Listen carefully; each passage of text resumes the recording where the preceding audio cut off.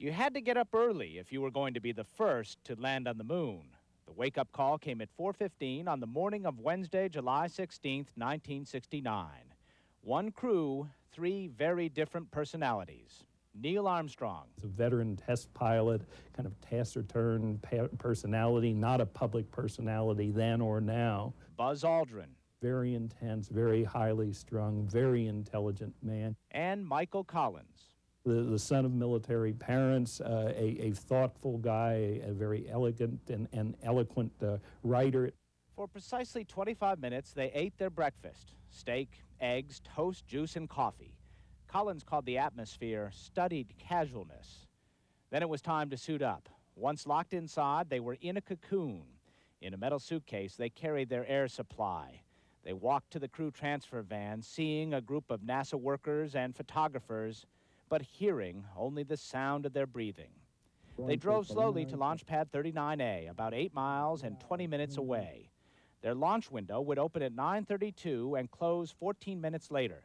The timing was precise, so 4 days later they would arrive at the moon's Sea of Tranquility with the sun behind the lunar module and low on the horizon for optimal visibility. And all is still go as we monitor. 20,000 VIPs, 3,500 members of the media, 1 million people along the Florida coast, and millions more watching at home, all focused on this amazing spectacle.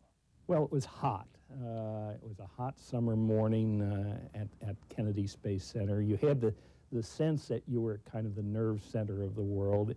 In the Launch Control Center, the father of the Saturn V, Wernher von Braun, looked on as Launch Director Rocco Petrone polled his troops. Go, came the reply from every post and from the crew. There were no problems. The Saturn V was a very, very good piece of machinery. It was big, it was over-designed, it was very robust in its technical characteristics. At T-minus 12 seconds, the ignition sequence began. Flames snorted out of the quintet of mammoth F-1 engines.